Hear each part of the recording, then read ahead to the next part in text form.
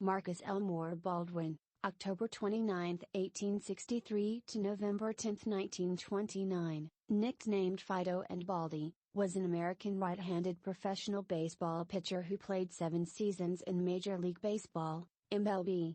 In 346 career games, he pitched to a 154-165 win-loss record with 295 complete games. Baldwin set the single-season MLB wild pitches record with 83 that still stands today. Baldwin photographed in circa 1890. Regarding Mark Baldwin, he was a pitcher. He was born October 29, 1863 in Pittsburgh, Pennsylvania, U.S. He died November 10, 1929, aged 66, in Pittsburgh, Pennsylvania, U.S. He batted right. He threw right. Regarding his MLB debut, it was May 2, 1887, for the Chicago White Stockings. Regarding his last MLB appearance, it was September 30, 1893, for the New York Giants. Regarding his MLB statistics, his win-loss record was 154-165. His earned run average was 3.37. His strikeouts was 1,349. Regarding his teams, he played for the Chicago White Stockings, 1887-1888, Columbus Solons, 1889, Chicago Pirates, 1890, Pittsburgh Pirates, 1891-1893, and New York Giants, 1893. Regarding his career highlights and awards, he was 1889 AA leader in innings pitched, 513 2/3, losses, 34, strikeouts, 368, and walks, 274, 1890 PL leader in complete games, 53, wins, 33, strikeouts, 209, and walks, 249, and holds MLB single-season wild pitches record, 83. Born in Pittsburgh, Pennsylvania, Baldwin made his professional debut for a Cumberland, Maryland team in 1883. Though signed by Chicago White Stockings president Albert Spalding to pitch against the St. Louis Browns in the 1886 World Series, Baldwin did not play after Browns objected. He made his MLB debut for the White Stockings in 1887, when a writer for the Oshkosh Daily Northwestern called him the swiftest pitcher in the National League, NL. Released by Chicago player-manager Cap Hansen, he signed with the Columbus Solons of the American Association, AA, in 1889, where he led the league in innings pitched, 513 2/3, losses, 34, strikeouts, 368, and walks, 274.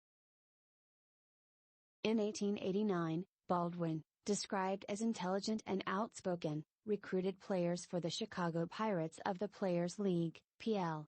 Baldwin played for Chicago and finished the year as the PL leader in games played as a pitcher, 58, innings pitched, 492, wins, 33, strikeouts, 206, complete games, 53, and walks, 249, as the Pirates finished 4th in the league, 10 games behind the first-place Boston Reds. OPL historian has described him as a star of the league. Back in the NL, he signed with the Pittsburgh Pirates, where he played from 1891 to 1893. Baldwin was arrested after the Homestead Strike in 1892 and charged with aggravated riot, but never received a trial. He finished his MLB career with the New York Giants in 1893, and played several seasons for independent teams afterwards. During his career, he batted and threw right-handed, weighed 190 pounds, 86 kilograms, and stood 6 feet, 180 centimeters, tall. After baseball, Baldwin became a physician and practiced at Passavant Hospital in Pittsburgh. He died of cardiorenal disease on November 10, 1929, and is interred at Allegheny Cemetery.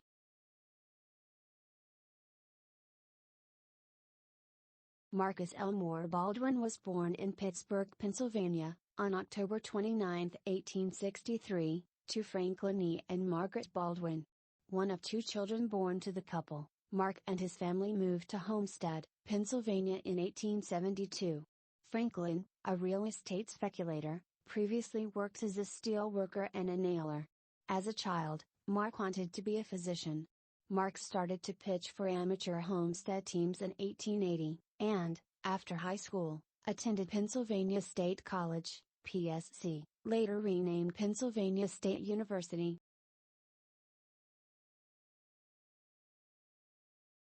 Baldwin made his professional debut for a team in Cumberland, Maryland, in 1883, while he attended PSC. 2 years later, he pitched for McKeesport, who finished first in the Western Pennsylvania League.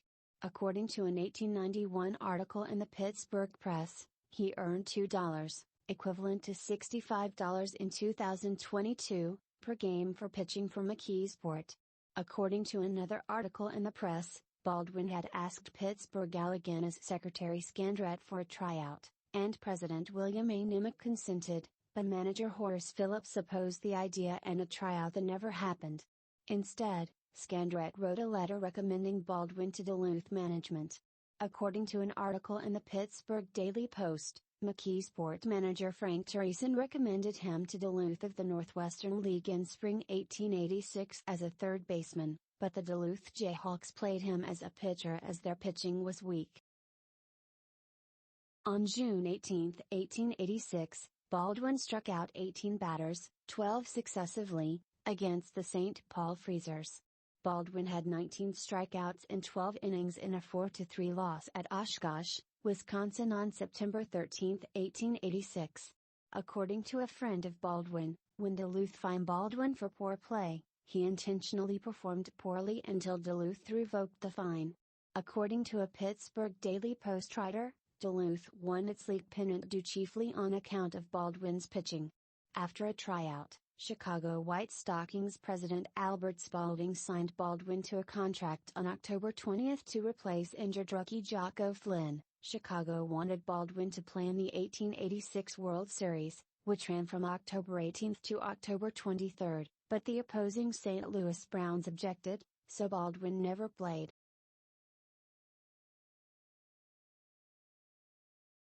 Baldwin listed his birth date when he played for Chicago in 1887 as 1867, which followed a theme of childishness and extreme petulance in him according to baseball historian David Nimick.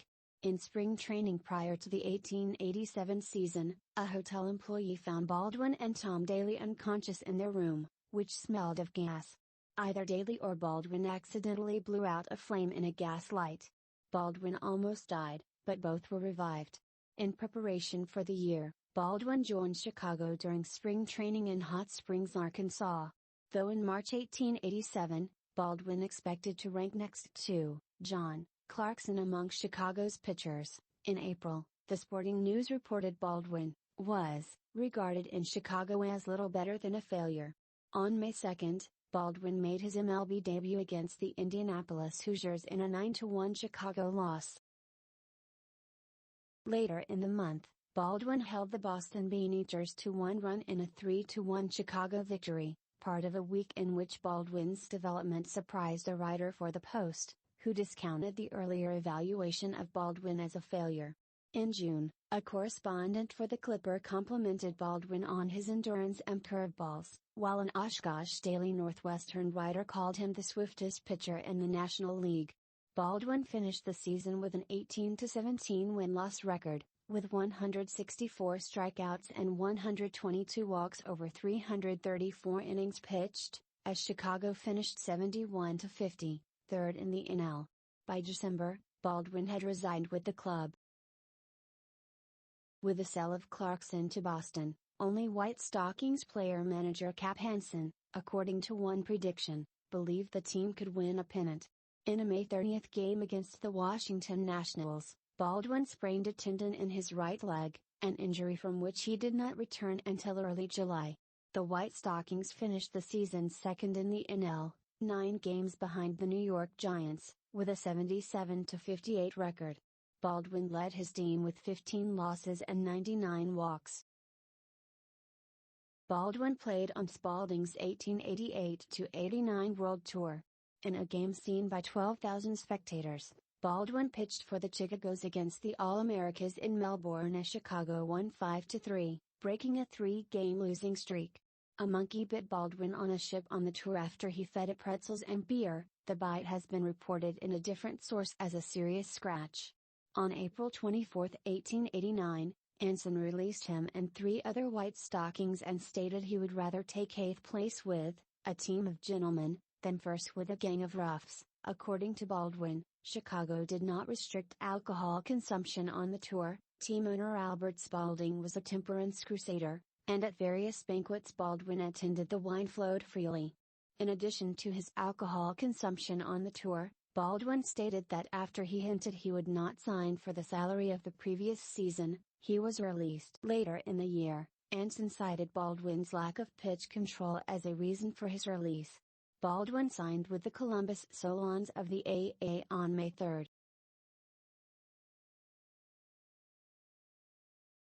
A year ago when Spalding released him, Baldwin declared that the ambition of his life was to play in opposition to Anson's team. He then thought only of a rival National League team and did not dream of a local rival for public patronage. Now that he is with the Chicago Players team, he says his ambition is gratified beyond his most fanciful hope, and he proposes to do all in his power to make his services to the new team valuable. A writer for the Chicago Tribune on Baldwin's career after the White Stockings. Goodwin and Company tobacco card of Baldwin, circa 1887 to 1890. Baldwin, who debuted for the Solons on May 4 in a showing described by the Chicago Tribune as anything but credible, explained his poor opening game as a result of unfamiliarity with AA coaching methods. By late June, a month in which he hit a double, 3 triples, and a home run over a 3-game span, Baldwin was doing better, according to a writer for the Chicago Tribune. According to a writer for the St. Paul Globe, Baldwin pitched the best ball in the association in July. On August 31, Baldwin set the single-game AA record for strikeouts with 13 against the Browns. In his only season in the AA, Baldwin led the league in innings pitched, 513 2/3, losses, 34, strikeouts, 368, walks, 274, and wild pitches, 83, the last of which set a major league record that still stands today. Baldwin's 274 walks set a then MLB record, while his strikeout total is the most post-1886 except for Nolan Ryan, Sandy Koufax, and Randy Johnson. In November 1889, Baldwin met in Chicago with the National Brotherhood of Professional Baseball Players, a union of baseball players which would form the Players League, PL, in 1890, where the union reportedly discussed the formation of a Chicago team. According to John Montgomery Ward, the movement is an experiment on our part to have the men who do the work participate in the profits of the pastime. On why he joined the league, Baldwin said he was not playing ball for principles, but rather for the money that's in it, and on other players in the PL stated not one of them ever had much faith in the principles which were said to have led to the revolt. Despite an attempt by Anson to convince Baldwin to sign with an NL team in which Anson spent more money than he had spent before, on November 21, Baldwin signed a PL contract for the Chicago team, nicknamed the Pirates. Baldwin's 1.77 average earned runs per game by opponents through May 21, 1890 ranked second lowest in the PL, while his 7 games played as a pitcher tied for second highest in the league. Baldwin finished the year as the PL leader in games played as a pitcher, 58, innings pitched, 492, wins, 33, strikeouts, 206, complete games, 53, and walks, 249, as the Pirates finished 4th in the PL, 10 games behind the first-place Boston Reds. PL historian Ed Kozarek has described him as a star of the league. When the PL disbanded on January 16, 1891, as the NL and AA ratified a new national agreement, Columbus retained Baldwin now under reserve, and Baldwin officially signed with the team in January 1891 for $2,900, equivalent to $94,000 in 2022. After a discussion with Alleghany's team owner J. Palmer O'Neill in February, he jumped contract, thereby jumping leagues, and signed with Pittsburgh late that month or early in March despite saying he did not want to play for the club earlier in the year.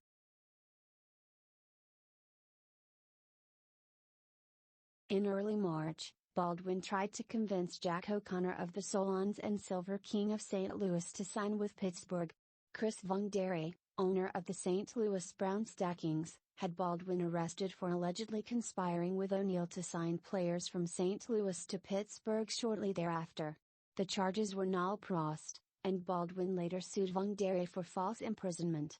After years of litigation, Baldwin won a judgment of $2,525, equivalent to $89,000 in 2022, against the owner in 1897. Around early 1891, the Alleghany's nickname changed to the Pirates due to the club's habit of signing players from other teams.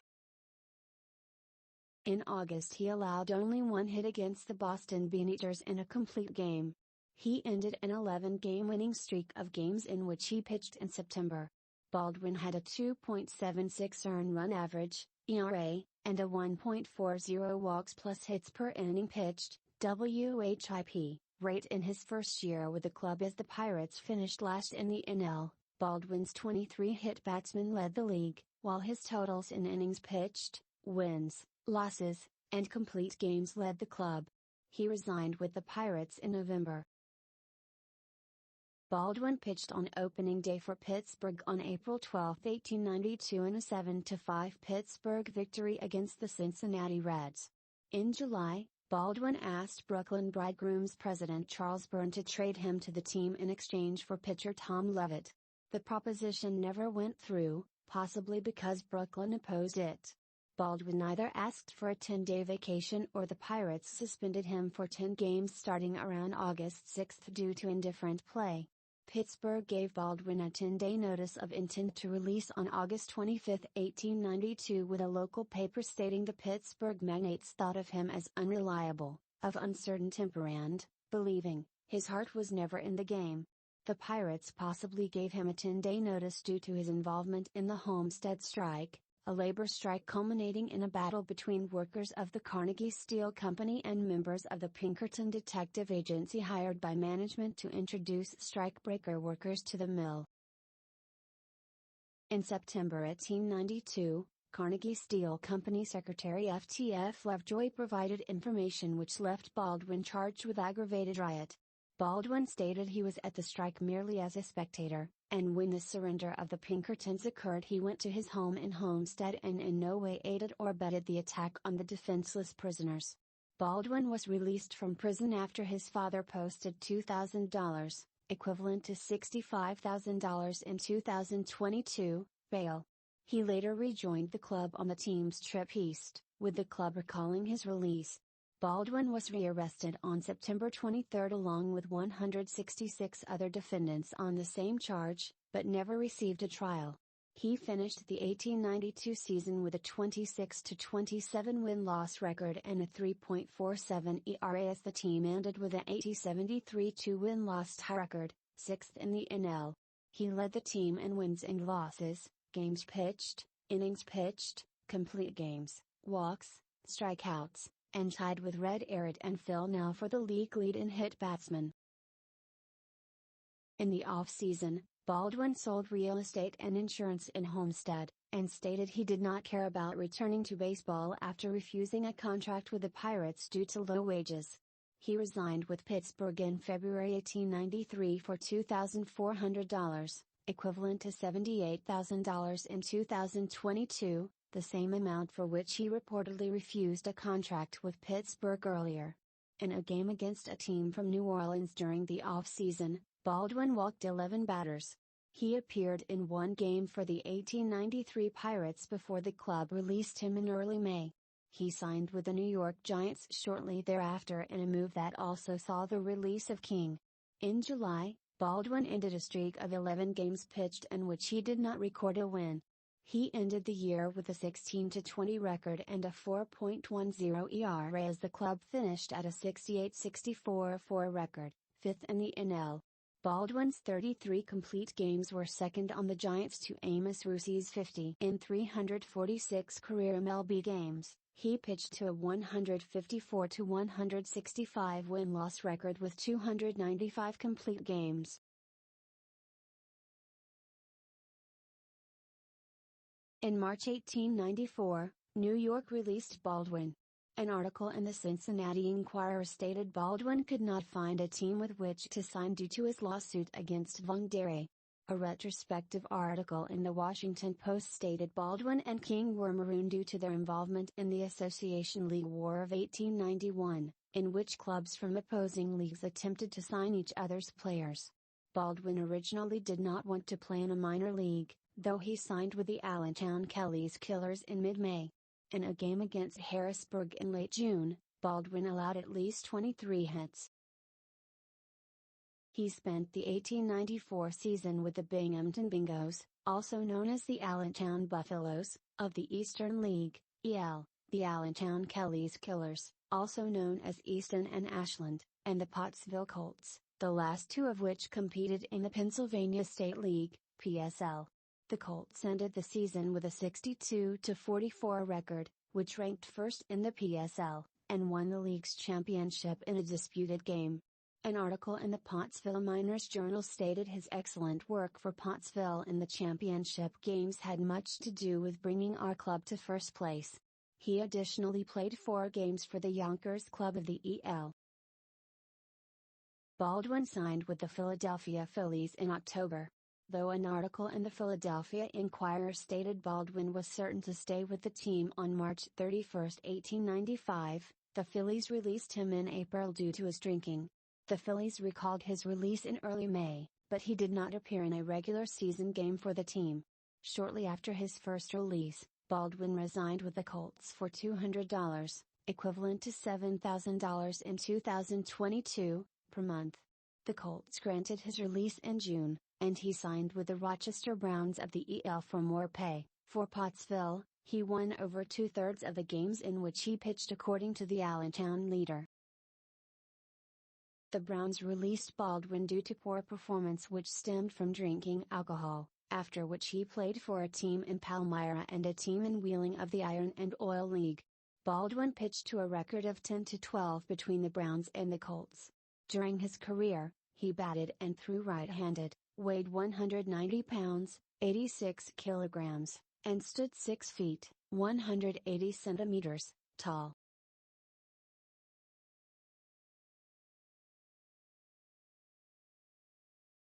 Cartoon showing Baldwin as a surgeon, 1913. During at least 2 off-seasons, he joined his brother hunting. Baldwin was a close personal friend of Ad Gumbert. In April 1896, Baldwin's father purchased a semi-professional baseball team which Mark helped organize. It folded before the end of its first season. After professional baseball, Baldwin coached the baseball team of the University of Pennsylvania. He started medical school at the university in fall 1898. He played as a guard on the American football team for either the University of Pennsylvania or Baltimore Medical College, to which he had transferred, or both. He graduated with a Doctor of Medicine from Baltimore Medical College in 1900 and practiced in Rochester, Minnesota, in Columbus, and at Passavant Hospital in Pittsburgh. According to an obituary published in the Pittsburgh Press, Baldwin spent some time with physicians William James Mayo and Charles Horace Mayo in Rochester and served as assistant coroner to George Frederick Schrader Jr. in New York City. He identified as a Republican in 1889, and, in 1910, supported former teammate John K. Tenaire in the latter's bid for governor of Pennsylvania.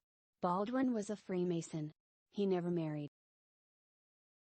He died at Passavant Hospital on November 10, 1929, of cardiorenal disease after a long illness, and was interred at Allegheny Cemetery in Pittsburgh.